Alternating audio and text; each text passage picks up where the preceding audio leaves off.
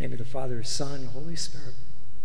Yeah, Father, we are just grateful tonight. We're grateful for all these years that this parish has been in existence, all the good that it has done to further your kingdom here in this area. We'd pray in thanksgiving for Archbishop Hurley and for all that he did in so many different ways to not only help this Florida and this parish, but also perhaps even the world, as we'll see later. And so we pray your blessings on our time together, and we ask this in the name of the Father, Son, Holy Spirit. So just one quick disclaimer. I'm not an expert on this guy by any stretch of the imagination. The bulk of what I'm going to tell you tonight comes from this book. It's entitled Vatican Secret Diplomacy, Archbishop P. Hurley and Pius XII. It's written by a Jesuit, Charles Gallagher. And it is just a terrific book.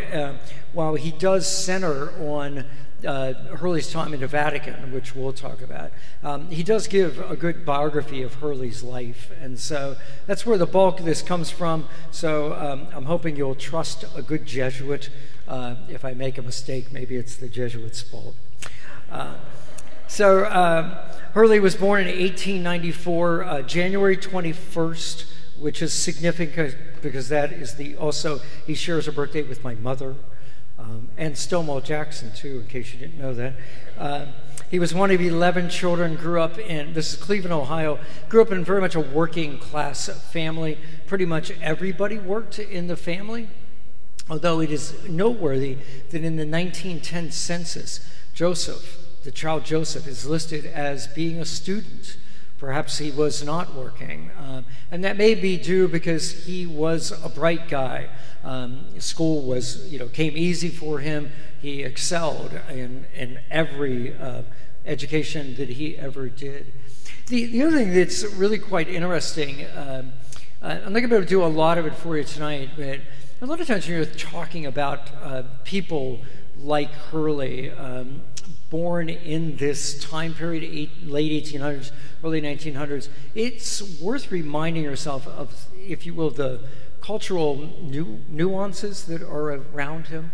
So, for example, the author here wrote, during the 19th and early 20th centuries, Americanization, the word he used, was frequently meant that the eager adoption of the core values of American society, coupled with an effort to integrate seamlessly into the prevailing culture. It meant shedding old world languages, habits, political alliances. Loyalty to the nation was paramount. Only by such loyalty could the attacks of the natives be repealed and the entrenched suspicions of American Protestant elites expunged. Basically, what he's saying there, if you think about it, America, the country was founded very much by Protestants, right? And that was the prevailing culture. And all these Catholic immigrants that came over, there was just a built-in suspicion about them because you were Catholic, you were a papist, you had a loyalty to some guy in another country. And so there was always this question in this time period, this question of, well, where do your true loyalties lie? Do your loyalties lie to the United States, where you are, or are your loyalties lie to the Pope? And so Hurley grows up in a time when the Catholics are trying very hard to integrate, and they're trying very hard to, if you will, prove themselves. Those of you that are Knights of Columbus, the Knights of Columbus were founded 1882, and if you know anything about them, they're fourth order, the highest degree that you can become a knight. The word associated with that is patriotism. So of all the things, charity, yeah, be nice to everybody, but the important thing is patriotism. And that would make sense in that time period. If you were going to found the Knights of Columbus today, you may not even bring it up, because it wouldn't be an issue. Everyone would just assume that, oh, you're Catholic, you're an American, what difference would it make? It wouldn't be anything to be concerned about. But that's important, you understand. Hurley's growing up with this, so he is being very much Americanized. You'll see that in a little bit. So as I told you, he did well in school. He attends a Catholic school in his local sort of suburb, a place called Newburgh. And parish schools back then, as they put here, combined religion, intellect, and patriotism with the aim of forging a new Catholic middle class. You know, that was sort of the idea. We don't want our kids to be like immigrants. We want them to be part of the bigger culture. Hurley does really well, and he applies to West Point, which again says something to you about Hurley and his sense of patriotism, and certainly he had the credentials to get in. And then this is where you might, if you want to look at this from a God point of view, this is maybe where you see God enter Hurley's life first. So he goes to his congressman. As you may know, that you have to go to your congressman to get a recommendation, an appointment. He goes to his congressman, who is thrilled to do this, and they do all the paperwork and everything is done. And then the congressman's staff realizes, literally, Hurley lives on the wrong side of the street. The boundary for this congressman's district goes right down the middle of the street. His district's over here. Hurley's house is on this side. And he was unable, and Congressman was unable to get an exception for this. Hurley was unable to get an appointment from his real congressman, because who had already made an appointment. And so Hurley never went to West Point. And there again, those of you that know your history, if he had gone, he would have been, likely would have been in the same class with Dwight Eisenhower and Omar Bradley. So it was an exceptional class that attended West Point that year. But clearly, either just an honest mistake or God had other plans. So Hurley ends up at a place called St. Ignatius College in Cleveland. And again, he's academically gifted. He's president of the College Debating Society. And again, if you were thinking back to the early 1900s, I don't know if you ever did debate in high school, but it was probably, whatever. Debate in the early 1900s, I mean, this was an amazing skill, and people that were good at it were highly praised. So the fact that Hurley could do this and was good at it says something about him. Also, as you'll find out, benefits him later in his foreign relations work. There was also, again, in this idea of culture, the term that was used was muscular Christianity. This idea that faith, being a Christian, was not a nancy-pansy sort of thing. It wasn't just for little old ladies. Men could be a Christian. And so at the college, they very much encouraged the guys, we need you to be men. And they did not field a football team of their own, but they encouraged the guys to play in the city leagues. There's a football league there. Hurley, it's unclear what year this was. I think it was his last year at this college. He played for a team that went 16-0. They won the championship. And his nickname was the Breezer. The Breezer. And that was because all his opponents could do was feel the breeze as he ran by them. That was his nickname. His next thought was to go to law school. He was going to actually had seriously thought about applying to Harvard to go to law school. Had the credentials to get in, probably would have been able to get in. But his mother dies right around this time. And that just basically throws the family into turmoil. Dad actually leaves, goes someplace else to get a job, leaving the rest of the kids just to sort of fend for themselves. And so it causes Hurley to sort of take a good long look at what's happening and what's going on in his life. And out of that, tragedy, if you want to call it that, a priest in the area basically encourages him to go to seminary. And that's what he does. So again, this is always interesting to me. You look at people and their road to priesthood. It is not uncommon, Hurley's road. It's not at all what he was thinking about. It was, he had other plans, but circumstances, tragedy often, sort of pushed him that way. They sent him to the St. Bernard's Seminary in Rochester, New York. evidently it is a very disciplined place. According to the author, if you got caught smoking 3 times in the wrong place, well, any place actually, you were out of the seminary. Partly this is because they had so many people wanting to get in, they could be very, very, very picky. But Hurley thrived under this discipline. That's why he would have done well at West Point. He's just one of these guys. Tell me what to do, and I'll do it.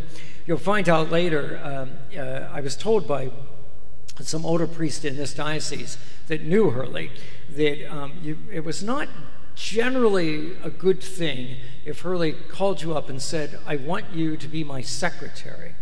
Because Hurley had this same expectation for all the people around him.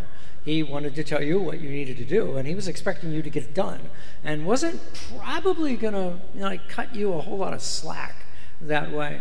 So he does really well at the seminary. He then gets an advanced theological degree at St. Mary's back in Cleveland, and then is ordained to the priesthood in May 29th, a week or so from now, in 1919.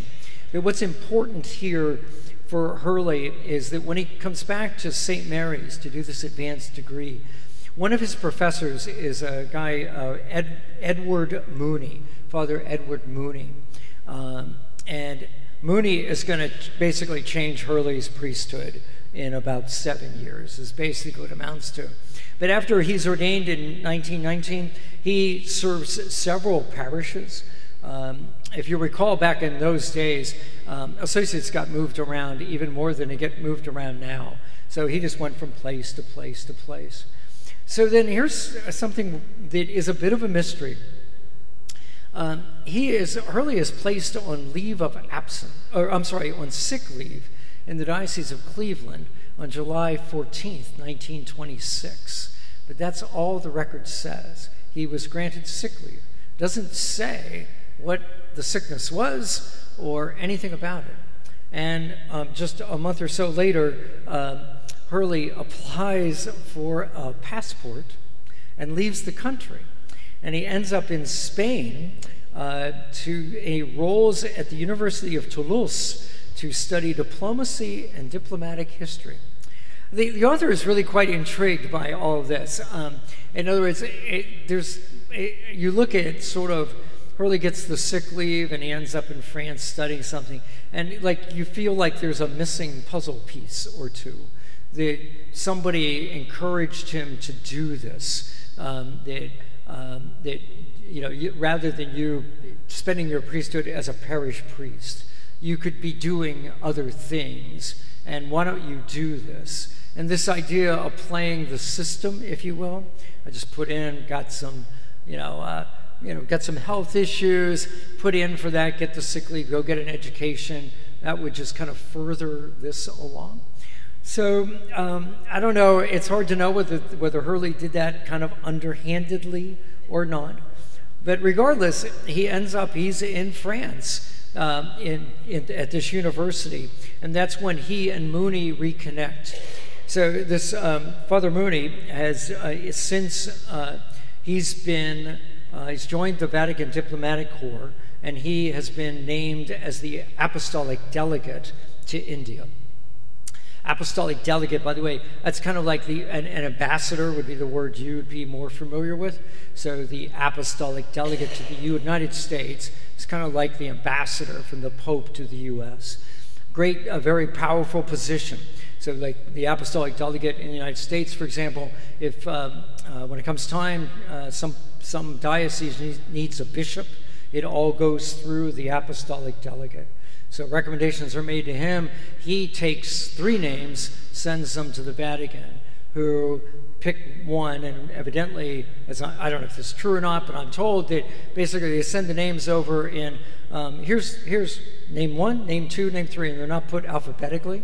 They're put by order of preference. And so the fact that this guy is, to an extent, influencing bishops, the choice of bishops, that sort of thing.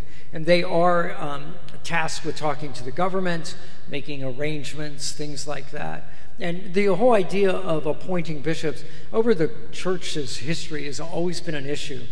Local governments, local leaders have often wanted to appoint bishops themselves because they wanted control, if you will. I mean, think of United States Supreme Court justices, that kind of idea. You appoint somebody, you kind of know what you're getting, and then that sort of shapes the direction for years to come.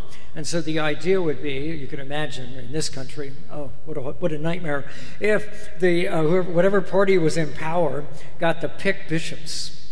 And so let's not use Democrat and Republican. This is sort of, if you had a more, shall we say, conservative person in power, they might then appoint more conservative bishops. Have somebody a little more liberal, you would appoint more liberal bishops, because of course a more liberal bishop would be willing to support your more liberal policies, if you will.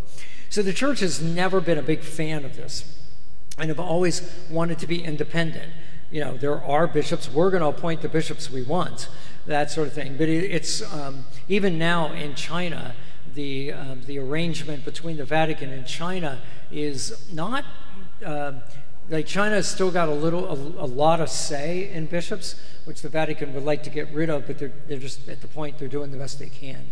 So anyway, that gives you an idea. So Mooney is named the apostolic delegate to India, and of course India is a big place. This is not a trivial assignment. He asks Hurley to be his assistant, his secretary, if you will. And Hurley, at first, isn't entirely sure he wants to do it, but he likes Mooney and he says yes. And that is Hurley's, step, if you will, into the Vatican diplomatic corps. So they're there in India, and of course he gets to watch Mooney work, and then Mooney is transferred to Japan, another big assignment as the apostolic delegate there, and he takes Hurley with him. And then, in a really interesting thing, Mooney gets named Bishop of Rochester, New York, and is leaves Japan for that. And the Vatican does not appoint a new apostolic delegate to Japan. They leave Hurley in charge. It turns out it might have been strategic on the part of the Vatican, because if you don't have anybody sitting there officially representing you, it gives you a little leeway. That way, if Hurley says something dumb and stupid, you would be able to say, he's not official. But they trusted Hurley. He actually did an amazing job when he was there. Worked through a couple incidents, if you will. Just to give you one, there was it was a bit local in this one area. They wanted all the school kids, when you walked by the shrine, you were supposed to bow. Well, that was okay for the Japanese, kids who weren't Christian, but for the Japanese kids that were in Catholic schools, this was awkward. Why am I bowing to the shrine? And so, of course, the question is, what do you do? Do you say, no, we're not going to do that, we're not going to bow to idols and turn it into a big thing? And mind you, of course, Hurley is willing to do that. Hurley, this is not a guy that pulls punches. When he's right, and he knows he's right, he's gonna a nice stiff back, he's gonna hold on to it. But in this case, he realized that the better approach, he went to the Japanese officials and said, could you explain to me what this is, what they're bowing to? And got the Minister of Education to write this little letter that basically said, this is not a religious action, what you're doing. It's more of like a patriotic action, if you will. And because it wasn't a religious action, oh, sure, Catholic kids, yeah, bow, sure, absolutely. You should do that, that would be good. And that's how Hurley diffused the thing. So he did quite well. And shortly, he was there about a year and a half, I guess, by himself. He gets called, they send somebody new there. And you'd appreciate the awkwardness of this. So Hurley's been the secretary of somebody he really likes. He's had the place to himself. Now he gets a new boss, and that doesn't go too well. So he decides to leave. And if you want to read about backroom negotiations in the Vatican, basically there are all these people trying to get Hurley a job in the Vatican in the Secretary of State Department of the Vatican. And but there's not really any money to hire him and all sorts of stuff. But basically Hurley waits, and he's got all these people making phone calls, and who do you know? And finally there's a bishop in the United States that tells the Vatican that his diocese will pay Hurley's salary if they'll give him a job. And that's what happens. So that is what puts Hurley in the Vatican Secretariat of State office beginning in the late 1940s. So, 1934 is where he gets there. So late 1930s, the run up to World War II. So again, I don't know how much history you know about this, but Catholics in general, over the years, since the beginning, since the Bolshevik Revolution, had feared communism. Basically, the Vatican Catholics thought communism was the big threat. And so, as they're looking at world events, Germany is starting to, if you will, kind of throw off the shackles of World War I. Yeah, we lost, but that sort of thing, and they're starting to rearm and all that sort of stuff. There's all these people starting to pick sides and stuff like that. As all this is going on, the Vatican's focus is pretty much not on Germany, but on communism. And that's as they thought it should be. Well, Hurley gets to the Vatican, and he's one of the few Americans working in the Secretariat of State office. The United States at this point does not have formal relations with the Vatican. They just have sort of a guy who's there. And in this case, it's a guy named Phillips. And Hurley meets this guy, William Phillips. He was FDR's ambassador to Rome. They meet in 1937. And what proceeds to happen is this contact with the American government and the State Department begins to switch in Hurley his view of world affairs, if you will. Because he's pretty much caught up into it the way the rest of the Vatican would. But basically, the United States, and certainly Britain, any number of different people, they saw the rise of Nazism in Germany and in Italy as the bigger threats. And so they were looking for some support. So the fact that Catholics all over the world, if it was possible to get the Pope, to get the Catholics to be concerned about this, that was going to help their cause. And so they basically they use Hurley as a way, if you will, into the Vatican. So they tell Hurley stuff, which Hurley then can tell people in the Vatican. It all comes to a head. Well, let me do it this way. I'm sorry. There's this great example. Hurley gets permission to write an anonymous editorial in the Roman Observer. This is it's sort of the official paper of the Vatican, and this is 1938, just prior to Adolf Hitler visiting Italy. Now, this is basically because of this sort of shift in Hurley's thinking. Hurley perceives Hitler as a great threat, not only to Europe, but also to Catholicism. So he writes this anonymous editorial. The piece became known as the Crooked Cross editorial, because this is a sentence from his editorial. He writes, "With swastikas unfurled over Rome's Olympic Stadium, there were now two crosses side by side in Rome, the cross of Christianity and the crooked cross of neo-paganism." Hurley's not pulling any punches, and this that gives you some idea of kind of where he was thinking. It comes to a head in January 1939. Some of you know the name Neville Chamberlain. He was the Prime Minister of England. He was the one that tried unsuccessfully to negotiate a treaty with Hitler, and his Foreign Secretary, Halifax, they meet with Pius XI. And Hurley has come to know Pius XI, and Pius XI asked Hurley to be the interpreter for this conversation. So it's basically the four of them in the room. And it is the intent, the goal of Chamberlain and Halifax to convince Pius XI that he needs to wake up. That yes, we don't like communism any more than you do, but you need to drop that for now. Nazism is a big threat. You need to start speaking out about this. And they are successful in this. They convince Pius XI that that is exactly what he needs to do, and they certainly convince Hurley that that is what needs to be done. And so Pius XI begins to start making stronger statements about what's going on. But you may not appreciate the timeline here.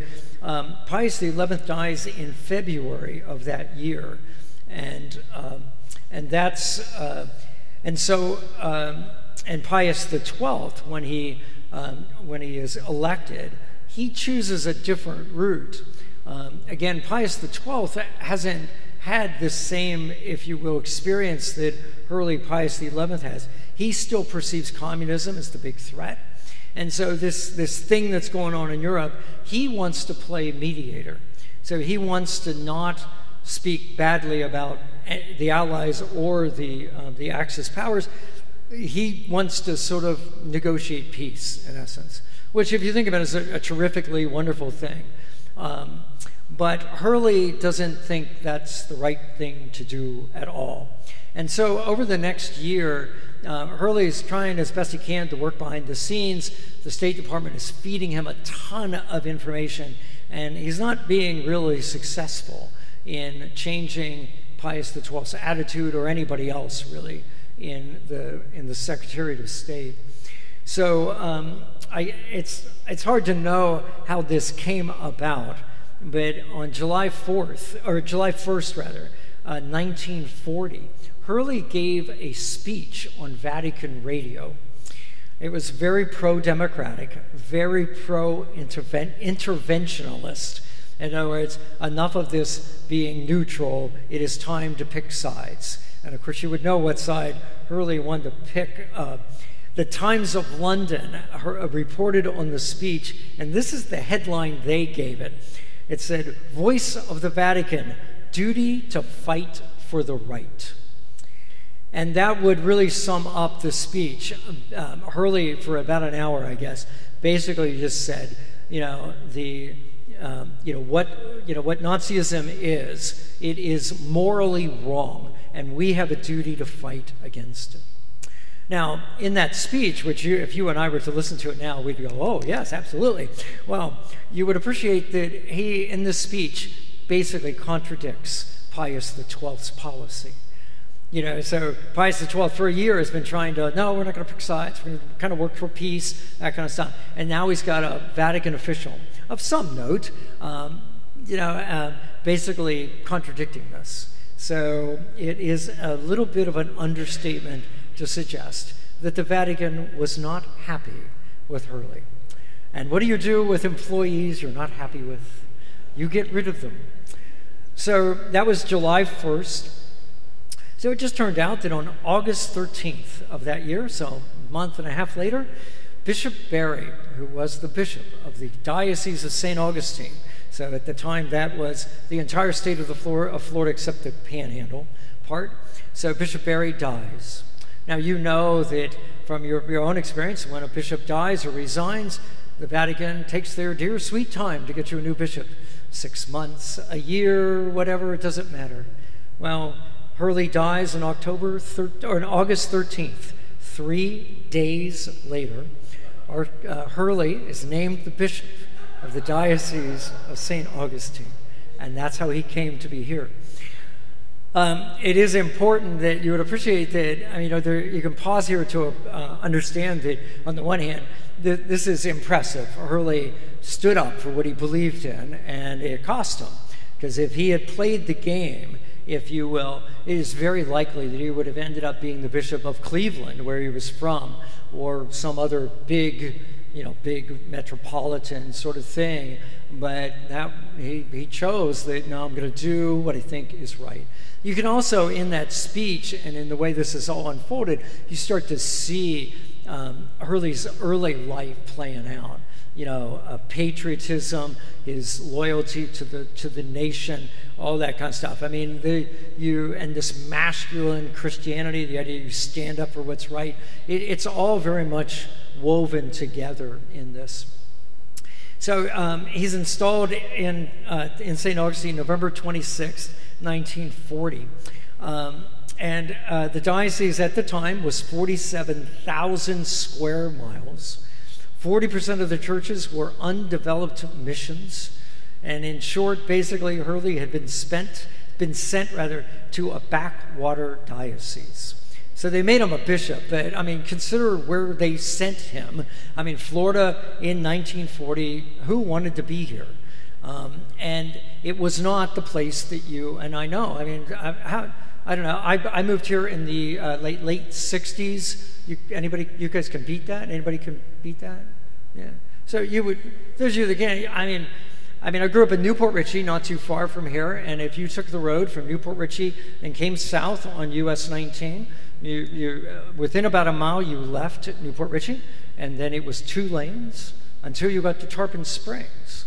And there was nothing on those 2 lanes except sagebrush, palmetto bushes and the odd alligator walking across the road. After you left Tarpon Springs, Clearwater was the next thing. No countryside, none of that. And the same thing, there was nothing between Tarpon Springs and Clearwater. Clearwater, just you kind of passed through it, and then you got down to St. Pete. That was all there was. You would appreciate now that if you get on US 19, say in St. Pete, and just start driving north, you're not going to see any palmetto bushes on either side of the road until you get well north of where I grew up. So when Hurley got here, there was nothing here. So you got to figure, the author didn't mention it, Hurley didn't keep a diary, anything that would indicate it, but you got to figure he's pretty upset, disappointed, that sort of stuff. But 2 things, I think, help him. One, he realizes that he can still be quite helpful in the war effort. Because at this time, remember, the United States entered the war December of 41. So this is a year before the United States enters the war, and U.S. Catholics were, as a group, the most isolationist and least informed on international affairs. Protestants and Jewish people of the day were much more interested in world affairs and were more sympathetic to what was going on in Europe. And the U.S. government, Roosevelt realizes that if he is going to, they're anticipating getting involved in the war, and they need the support of everybody. And so to have a big group of people, Catholics, thinking, nah, we should stay out of this, that's not a good thing. So the State Department, they've already been working with Hurley, they know how to do this, and so they start this really interesting strategy, I guess. The State Department would send Hurley documents, often top secret documents, information that they had about what was going on in Europe. He would work these into speeches, which he would give around the diocese. And then, having done that, he would have his speech printed in the Florida Catholic, which is a newspaper that went out throughout the state. And then the State Department would take these speeches that were printed in media, and they would give them to secular media and say, hey, did you guys see this? Isn't this interesting? This Catholic bishop, look what he's talking about. And because a Catholic bishop talking about interventionists and condemning, what was going on in Europe, that sort of stuff, since that was newsworthy because the other bishops weren't doing this. And so they picked it up, and it became this cycle. Turns out Hurley gave one of these talks in June 1940. He gave a talk up at St. Leo Abbey, which I think is just bizarre that Hurley goes to this abbey, talks to a bunch of monks, and basically is giving a foreign policy speech. But that's how they did it, and the State Department even arranged for him to give a speech on the radio, CBS Radio, July 6th, 1941. And basically what he does, he gives credit to Pius XII for trying to work for peace. But basically he says, it has not worked, and the time has come to denounce what is wrong and evil. He uses the phrase, we must call things by their real names. So, again, he's not pulling punches. What is interesting to me about this, the speech is very, very controversial within the Catholic hierarchy. There are bishops in the American church who, Hurley's got a good point. There were a number of bishops, especially prominent bishops, that thought Hurley had overstepped his bounds, that he had no right to give a national speech. As a matter of fact, the apostolic nuncio for the United States, was pretty angry because he thought Hurley should have gotten permission to give this speech. And if I don't know if you are tuned at all into modern Catholic hierarchy disagreements, some of you would know some of the stuff, about, who can take communion, about what do you do in terms of LGBT rights, and how do you handle that in the church. These are hot button issues in the church. And if you look, you don't have to look too hard, you can find, there are bishops here that think one side of this, bishops here think the other side, and they're not exactly being really nice to each other. There are times when the word Christian is hard to use to describe what's going on. Well, I'm reading this discussion. I reread the book while I was recuperating, and I'm reading this discussion where he's talking about what bishops are saying about Hurley and what people are saying to defend Hurley and all this stuff. And it was like, oh my word, the topic is different, but it is the same playbook that is being used now as what's being used then. Some of you know that expression that history tends to repeat itself. Well, there is an example of it.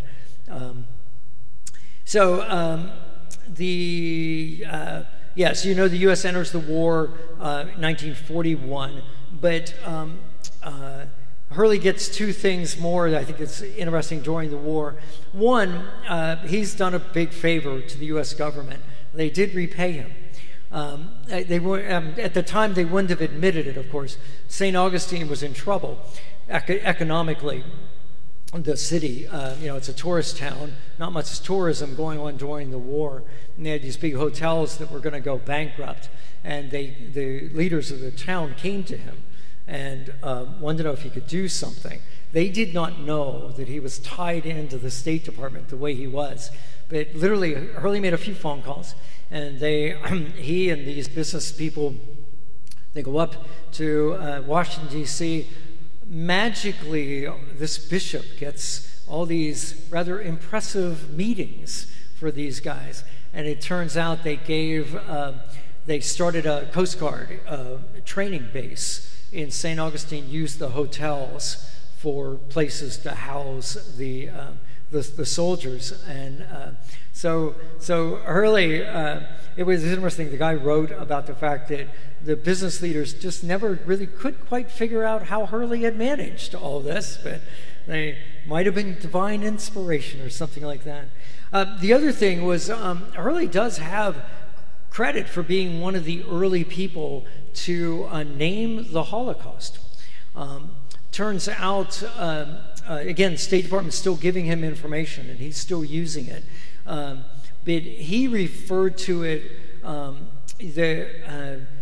secular press and a lot of other bishops that were somewhat aware, they tended to use the term persecution, which sort of, if you think about it, persecution is a different word, and it was easily applied when a Catholic bishop would use it. He could talk about persecution of the church and persecution of the Jews, which made it seem somewhat even. But Hurley, in a speech, an editorial he wrote in April of 1943, he stated that it was a mass extermination of the Jews, that it was a fact, that, I mean, he didn't say how he knew, but he declared that this was a fact, and this is a quote. He made it obligatory for Catholics specifically to denounce Jewish extermination as a religious matter of conscience. Again, it says something about Hurley, like, that's wrong. That's morally wrong. We're not going to tolerate this. And he and said so. And again, talking to just a few of the older priests here who knew Hurley, I brought some of this stuff to them, and they just tended to nod their heads. Oh yeah, that's the guy. Just a few more things. War ends in 1945. Hurley is appointed, somewhat surprisingly, as regent, sort of like the acting chief as of the apostolic nuncio to Yugoslavia. So Yugoslavia now is under communist control, and the Vatican's having a hard time dealing with the communist government about bishops and all sorts of stuff.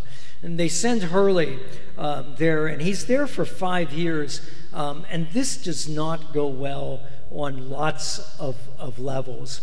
Basically, what it amounts to is, if you remember the end of the war, the United States, as we are one to do, we're not big fans of like 100-year wars, and so we had fought for 4 years, and that was enough.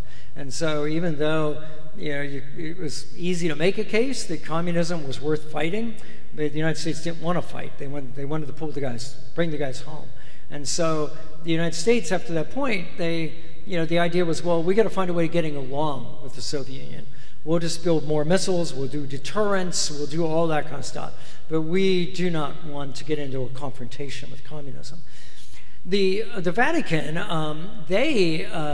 as far as Hurley was concerned, he thought the Americans would really push against communism. And he was expecting the Vatican to go back to what they had been doing back in the 1930s. We really hate communism, and we're going to work against it.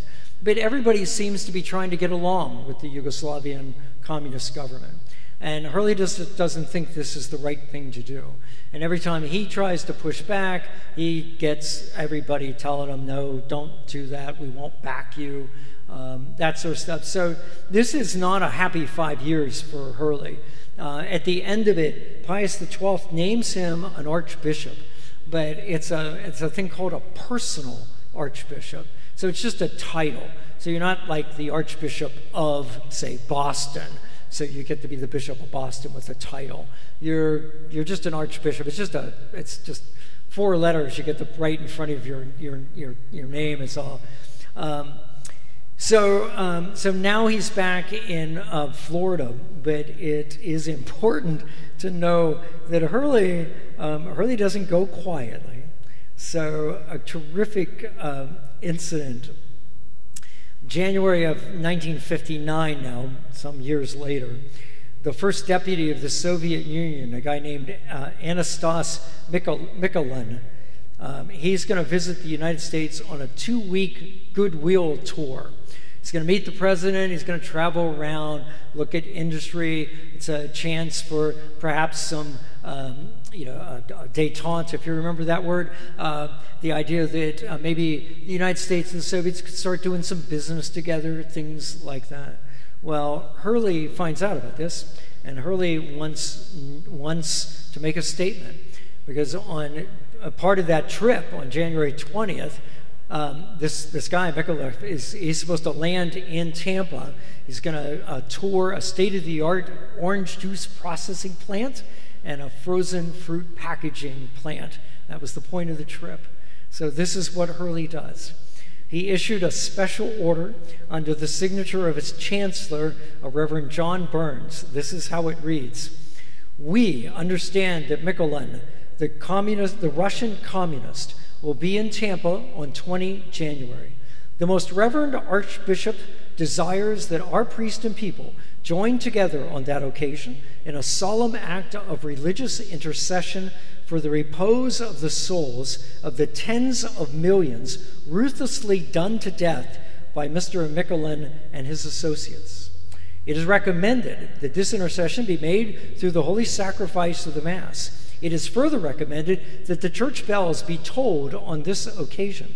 It would cause tragic discouragement in the hearts of our suffering brethren behind the Iron Curtain if we were not to manifest our profound sentiments of Catholic solidarity with them on this mournful occasion when Michelin defiles the soil of Florida.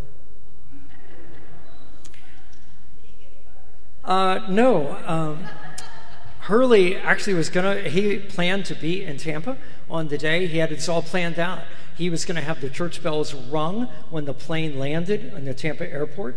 And as he toured the city, he was going to keep having those bells rung as this guy was touring around. And of course, the State Department knew about this plan. They heard about the plan. They knew Hurley.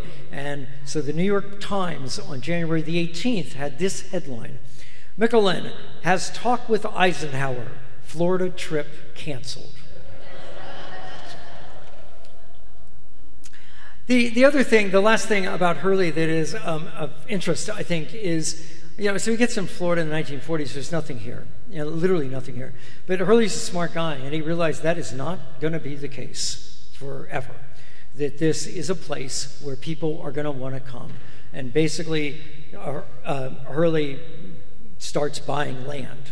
And it is staggering the amount of land he buys. He actually creates a real estate board, group of lay people and some priests working within the diocese to identify land that could be used for parishes and other uses around. And he would use, when he found out about the interstate system being planned, he sent a note out to the pastors, told them that they should buy at least 7 acres of land within 3 miles of all planned interstate interchanges. You stop and think about where parishes are around here. St. Lawrence, for example, in Tampa, is within a few miles of the Dale Mabry interchange there. He purchased 154 acres in St. Petersburg alone in the year 1950. That's a lot of land, if you will. He was spending, on average, about $300,000 a year during the 1950s on land. Now, for the pastors, this was not quite a good thing because all the money had to come from someplace, and it was coming from parishes. He was taxing the parishes at exorbitant rates to get the money to do this.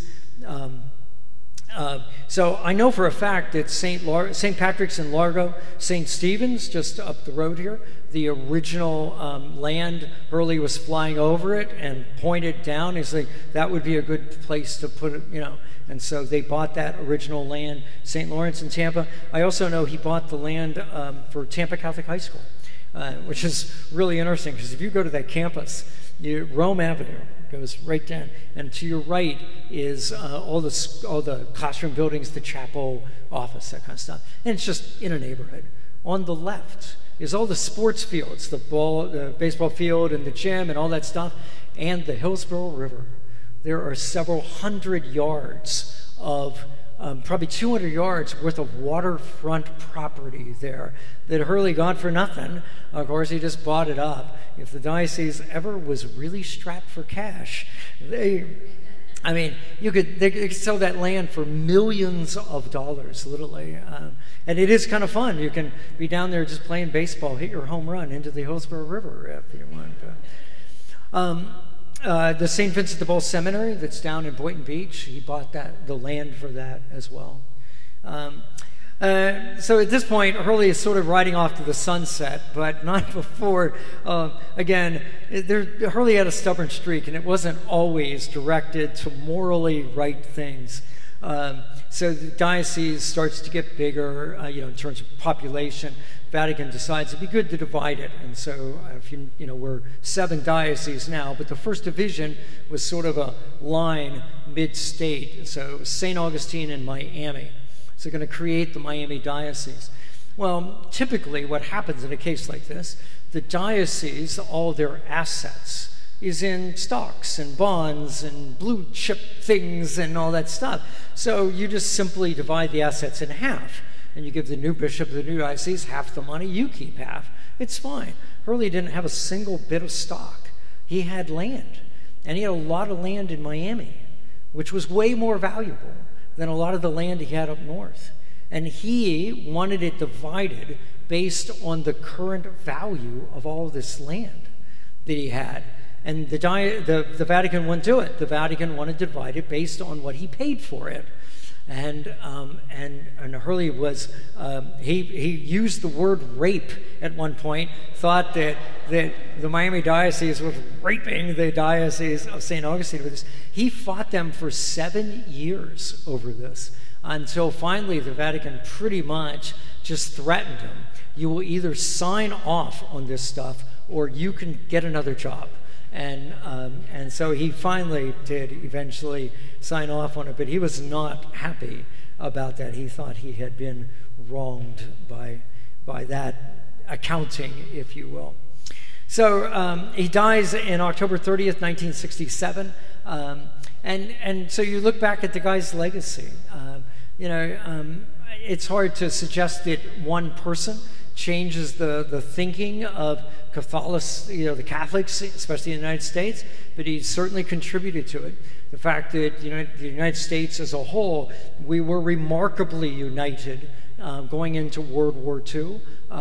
Something that's not true in most other wars that we've fought since. There's a real sense of we came together.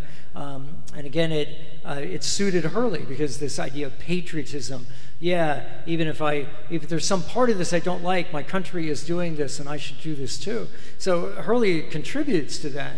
And then you think in terms of us in Florida, but even in our diocese, I mean, he bought all this land and was willing to put up money for the construction of the parish here.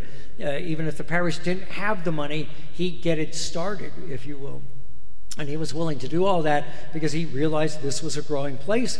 Lots and lots of people coming in, lots of Catholics coming in. He wanted to minister to them and insisted that places build schools as part of that, which is one of the reasons why there are a whole lot of parish schools associated with all the parishes. And so the man leaves quite a legacy for us.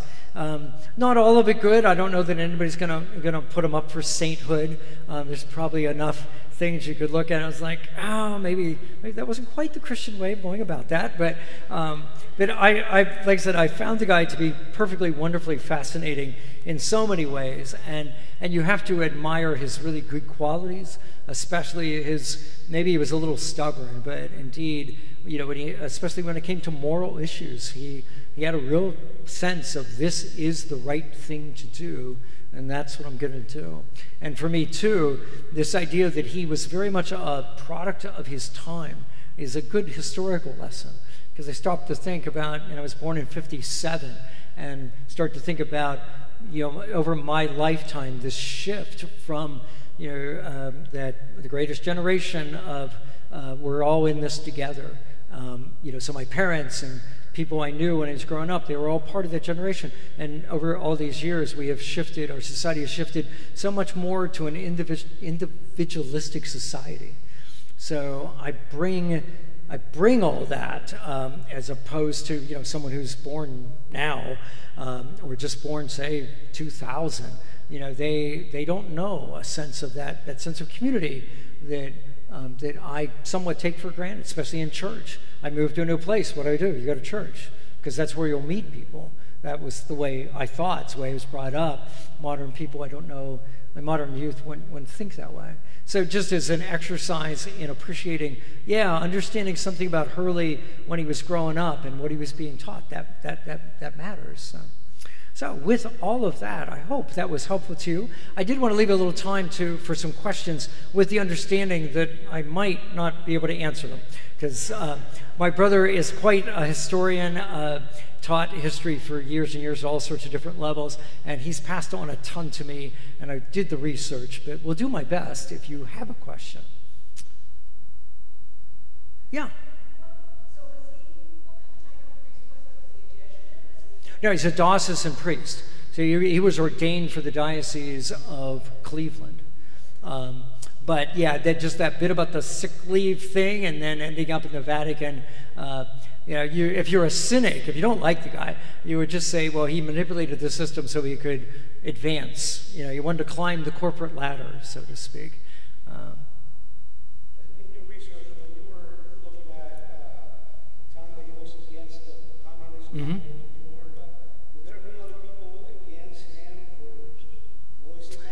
Yes, yeah. I mean, the State Department was furious because, again, they're trying. His question was, were people happy with Hurley when he did the thing with the Soviet leader?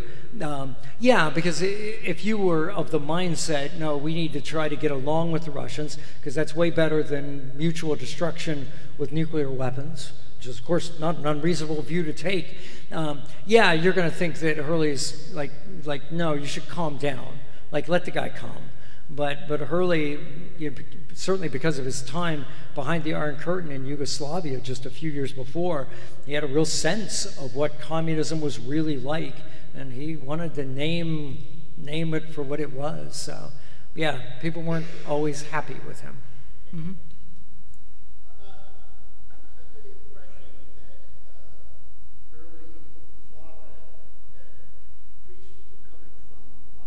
Mm-hmm. Yeah, he's asking about the priest that came from Ireland. That was Hurley. Yeah, early on, the seminary down south opened in '63. So in all that other time, you had to send your potential priest to other places. If you remember, Hurley grows up in Cleveland. He gets sent to New York to go to seminary. So Hurley was sending his people, his young guys there, and he was cultivating, as he called it, native vocations. But he needed way more priests than he had. And he recruited a lot of these Irish priests to come over. And so some of these people that you would know, Monsignor Higgins, if you've ever heard of him or ran into him, he came over, started St. Lawrence, and stayed there. I think it was the only place he ever had as a pastor. He was there 50-some years. Yeah, all these Irish-born guys, Hurley brought him over just because he needed them. I don't know. I don't know John's story, Father John. I don't know his story about how it is he came to be over here. Bishops are forever, like our bishop is forever. It's a combination of if you are a bishop in another country and you have excess priest. Father Vijay would be a good example of that. Now, he was an ordered priest, but his order realized that if he sent Vijay over here, basically Vijay could send money back to them. So when Father Vijay was with me at St. Anne's, he was living off his stipends. So the money you get for saying Mass, money for weddings, funerals, that was what he was using to live on. His salary, he just signed off on the check and sent it to his order in India. So some orders are doing, that sort of thing. It was like, hey, we got this nice guy. You'd love him. You want to take him, for a couple years. Other times, priest, it's kind of who you know. So if Bishop Lynch had some international connections because he was on the board for Catholic Relief Services. So he would make these connections, and then you find out about somebody, and you say, oh, well, yeah, we could use them, and that sort of thing. Yes?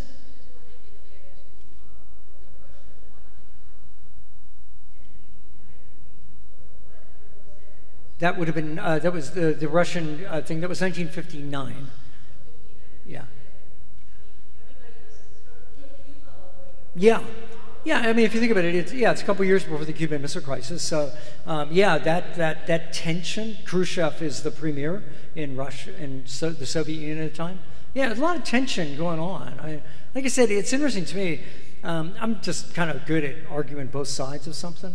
So, I mean, I could see it, and of course I was alive at that point, but not very cognizant, but it's easy to suggest that, yeah, we should stand up and fight these guys. But it's also easy to argue that, hey, wait, like, nobody's going to win this war, and maybe we would do better to, try to see what we can do to make it work somehow.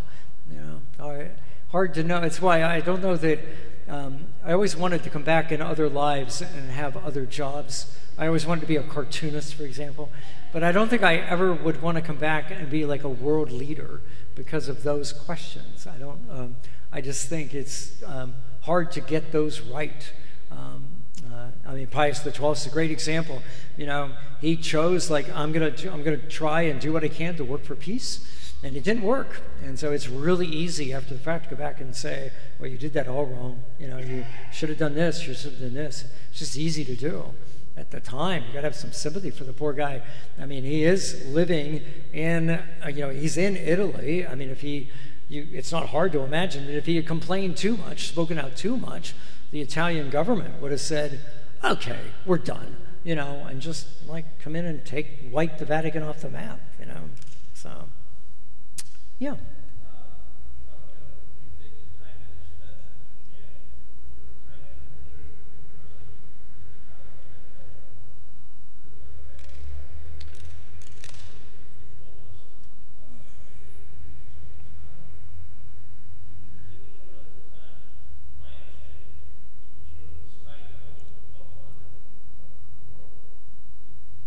Yeah, he's asking about Hurley's time in Japan, and I'm not sure I know enough.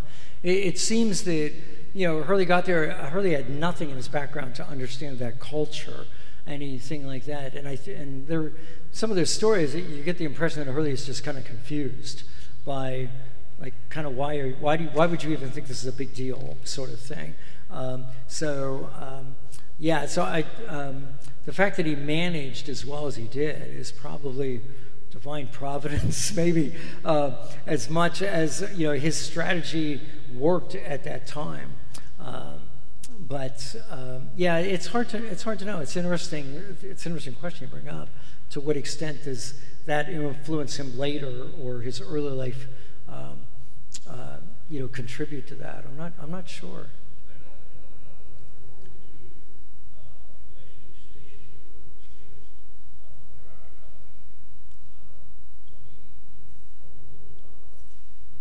Mm-hmm.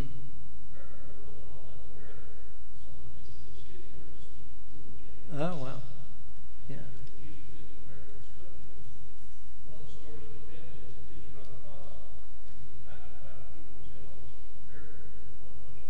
Uh-huh.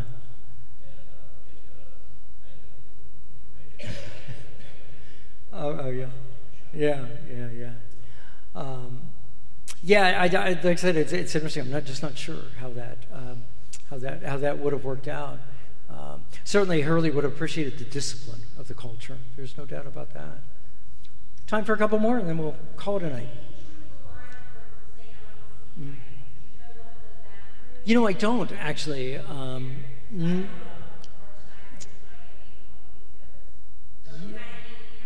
Yeah, I don't know. And I really don't even remember the order in which the other ones are divided. She's talking about the diocese in Florida. Yeah, I just don't know that history. We were, our diocese goes back to like 63, I think. So, we're the 5 counties along the side.